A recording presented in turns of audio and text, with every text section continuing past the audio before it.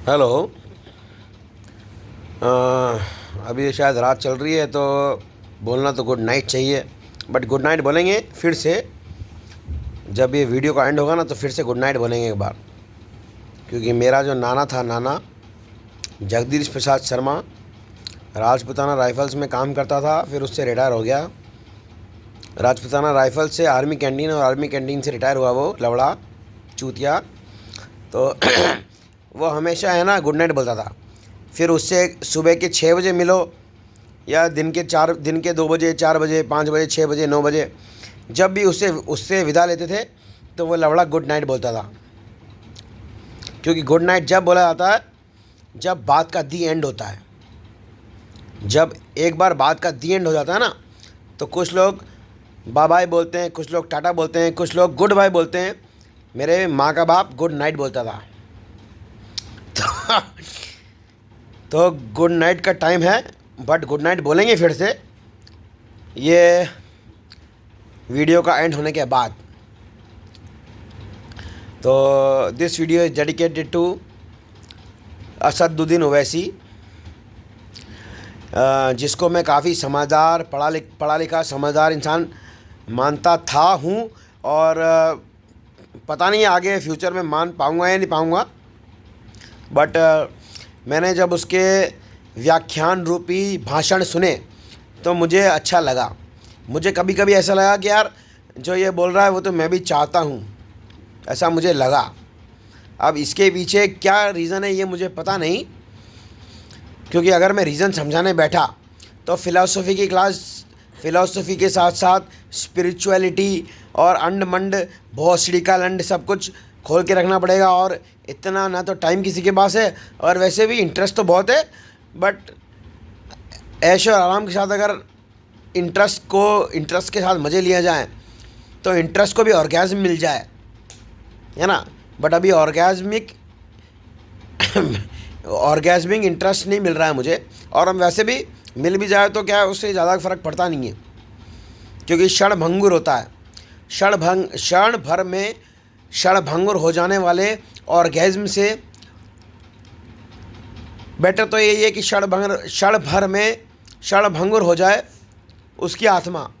मतलब उसकी इच्छा, कि इच्छा ही ख़त्म हो जाए किसी चीज़ की तो ज़्यादा मज़ा आए। तो मिस्टर असदुद्दीन ओवैसी से तो मैं काफ़ी प्रभावित था, बट जब मैं हैदराबाद पहुंचा, और हैदराबाद पहुंचने के बाद जब उस टाइम हैदराबाद में स्टेट असेंबली के इलेक्शंस चल रहे थे, जब 2-3 बार तो अमित शाह गांड मराने आया हैदराबाद, और 2 बार नरेंद्र मोदी भी गांड मराने आया हैदराबाद। तो जब नरेंद्र मोदी पहली बार गांड मराने आया हैदराबाद, दूसरी बार, तब मैंने जिम ज्वाइन कर रखी थी, और जिम की छत पे खड़ा हुआ था मैं, और जिम की छत के पास से ही उसका काफ़िला निकलने वाला था। तो मैं जिम की छत पे खड़ा हुआ था और मैंने देखा कि अगर मैं एक मैग्नम स्नाइपर जो होती है ना, मैग्नम स्नाइपर, वो हम बच्चे, जब मैं छोटा बच्चा था, ज़्यादा शरारती नहीं करता था कोटा में, जब हम काउंटर स्ट्राइक खेला करते थे तो है ना, मैग्नम स्नाइपर करके एक राइफ़ल होती थी जो दूर दृष्टि से भाला भोंकती थी किसी के भी अंदर, बुलेट रूपी भाला। तो मैंने यही सोचा कि भैंचोद ये है ना, सड़कों पे तो भैंचो 50-50, 60-60, 100-100 ठुल्ले खड़े कर रखे हैं इन गनमरों ने, हैदराबाद पुलिस ने, तेलंगाना पुलिस, हैदराबाद पुलिस। तो मैं यही सोच रहा था कि मैंने कहा इन गनमरों ने, पहले तो मैंने एक गनमरे से पूछा कि मैंने कहा ये इतना ठुल्लागिरी क्यों कर रहे हो, कोई बड़ा आदमी आ रहा है क्या?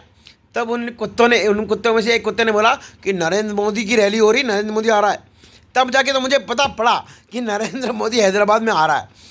फिर मैंने नेट पे सर्च किया, तब मुझे पता पड़ा कि भैंचो हैदराबाद तेलंगाना में स्टेट असेंबली के इलेक्शन होने वाले हैं।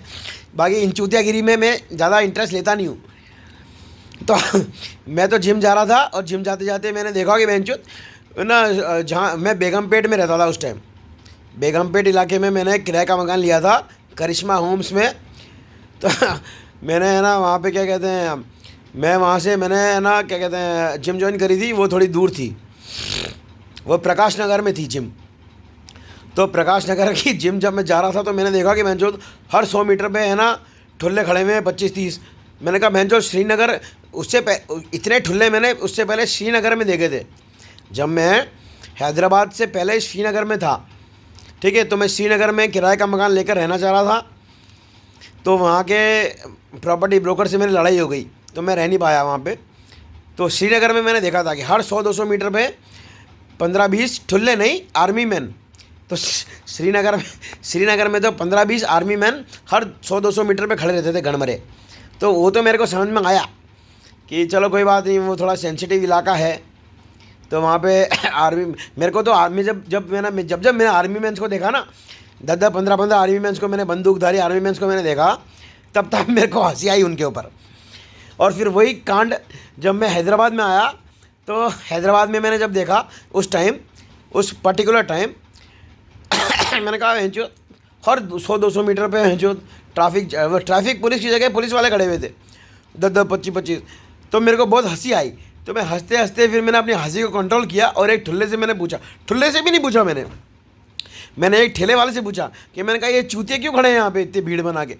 तो उस ठेले वाले ने मुझे बोला कि है ना वो चूतिया आ रहा है इनका लवड़ा रैली करने। तब मुझे पता पड़ा कि जो स्टेट असेंबली के इलेक्शन हो रहे हैं, तो है ना मैं अपनी जिम जो मैंने ज्वाइन करी थी, उसका टाइम थोड़ा जो भी था उससे मैं प्री टाइम जाता हूँ, मैं हमेशा टाइम से पहले पहुँच जाता हूँ मैं।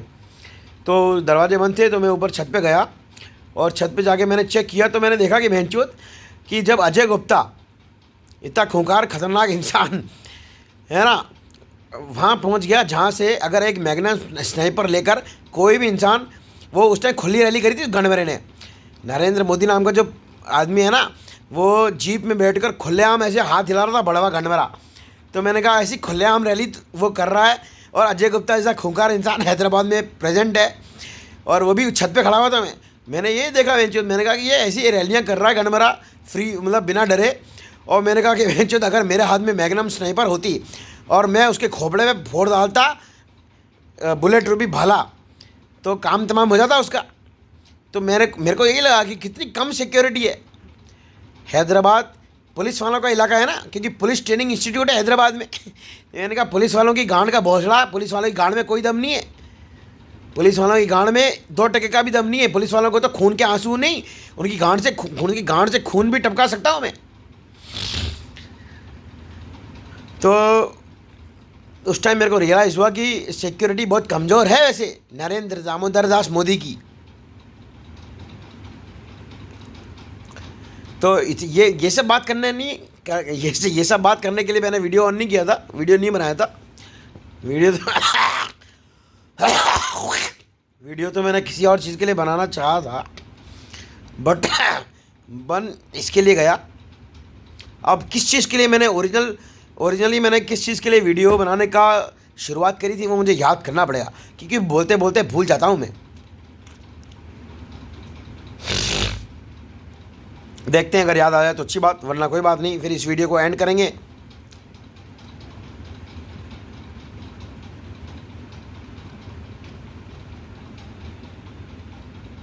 चलो एंड ही कर देते हैं यार, अब जब याद आएगा तब बनाएंगे नया वीडियो।